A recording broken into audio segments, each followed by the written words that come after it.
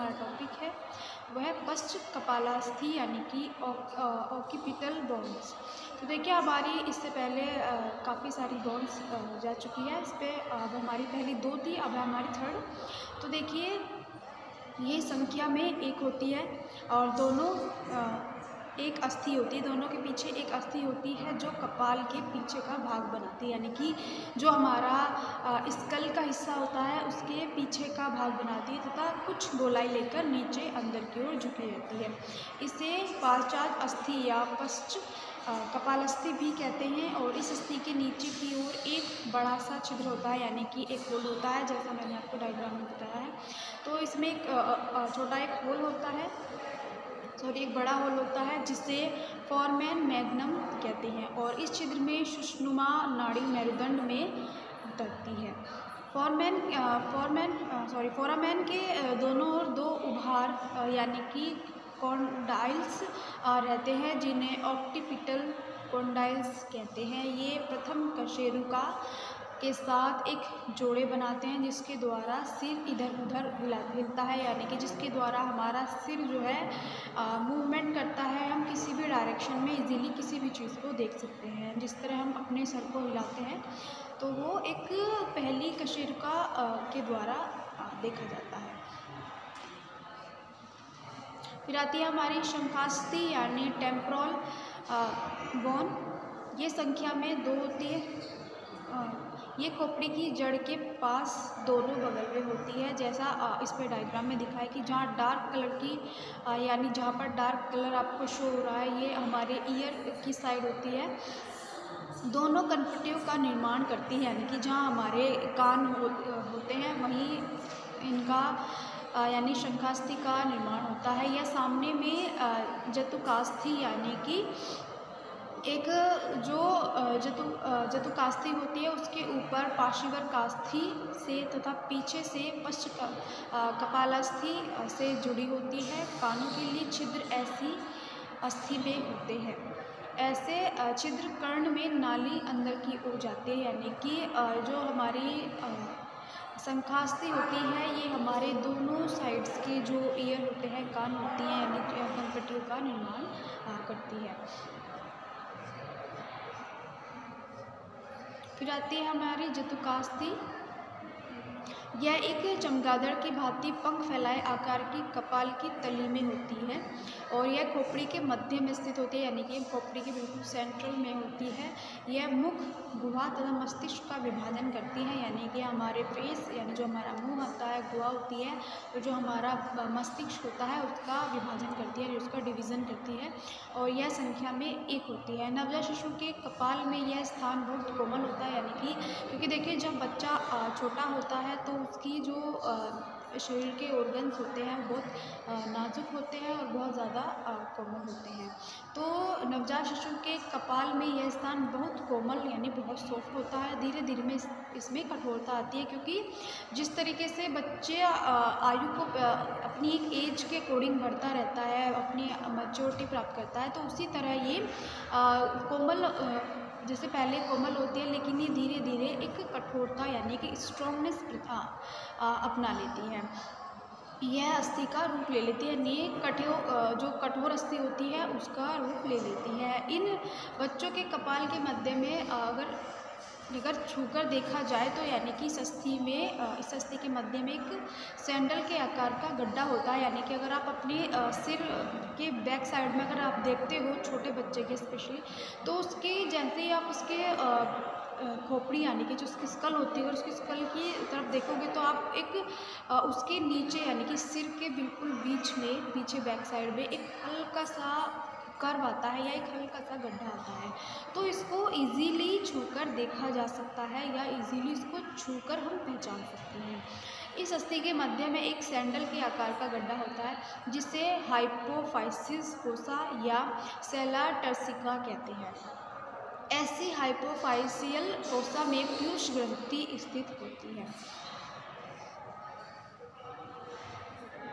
फिर आती है हमारी चेहरे की अस्थि यानी कि फेशियल बोन्स की। जो हमारा फेस होता है, चेहरा होता है, उसमें कितनी अस्थियाँ होती हैं और कितने प्रकार की होती हैं। देखिए, कपाल और माथे के नीचे का भाग जो होता है वो चेहरा कहलाता है, यानी कि वो फेस कहलाता है। तो जिसमें हमारी बहुत सारी चीज़ें आती हैं, जैसे हमारी नाक हुई, हमारा कान हुए, हमारी आँखें हुई, हमारा फेस हुआ। तो हमारे फेस से प्रॉपर हमारी आँख भी होती है, नाक भी होते हैं, हमारा मुख भी होता है। तो ये सभी हमारे फेस के अंदर आते हैं, यानी कि फेस से कनेक्ट रहते हैं। तो इसमें कुल जो होती है हमारी 14 अस्थियाँ होती हैं।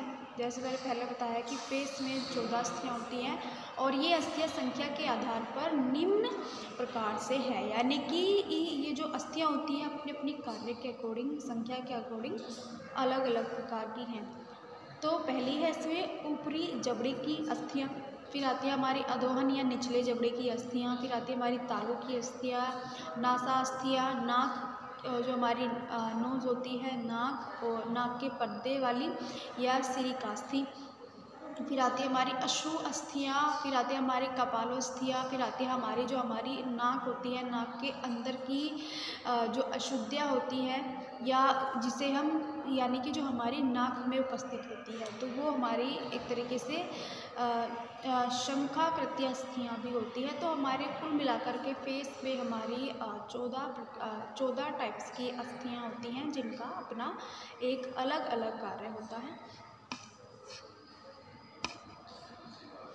तो जिसमें है हमारी ऊपरी जबड़े की अस्थियाँ, तो देखिए जिसको कहते हैं हम सुपर मैक्सिलरी बोन। तो देखिए मुख के ऊपर भाग में, यानी कि जो हमारा फेस होता है, हमारे फेस के ऊपरी भाग में यह चेहरे के बहुत विरूप अस्थि होती है, जिनकी आँख, नाक सुरक्षित रहते हैं, जिनके द्वारा यानी कि जो हमारे ऊपर जबड़े की अस्थियाँ होती हैं, जिनके द्वारा हमारी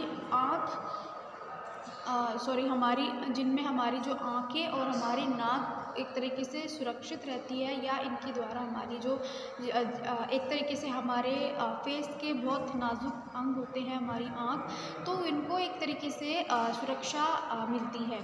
तो इसके अंदर हमारी आँख और नाक सुरक्षित रहती है। इसका भाग यानी कि दाईं में, दूसरा भाग बाईं ओर होता है, यानी कि दोनों साइड होती है, हमारे लेफ़्ट और राइट दोनों, यानी कि जो हमारे फेस के लेफ़्ट और राइट दोनों साइड होती है। और इसका ऊपरी भाग मुंह के अंदर होता है, यानी कि मुंह के अंदर तालू की छत बनता है, यानी कि जो इसका जो हमारा, क्योंकि देखिए हमारे फेस पर दो तरह के यानी हमारे सॉफ्ट ऑर्गन्स होते हैं, हमारे सॉफ्ट अंग होते हैं, हमारी आँख और नाक, तो जिसमें इसके दोनों हिस्से जो दोनों साइड होते हैं, लेफ़्ट और राइट, तो जिसका ऊपरी भाग किसके अंदर होता है, जिसका ऊपरी भाग जो हमारा मुंह होता है, मुंह के अंदर, यानी जो हमारे मुंह के तालू की जो छत उसका निर्माण कराता है, यानी उसको बनाता है।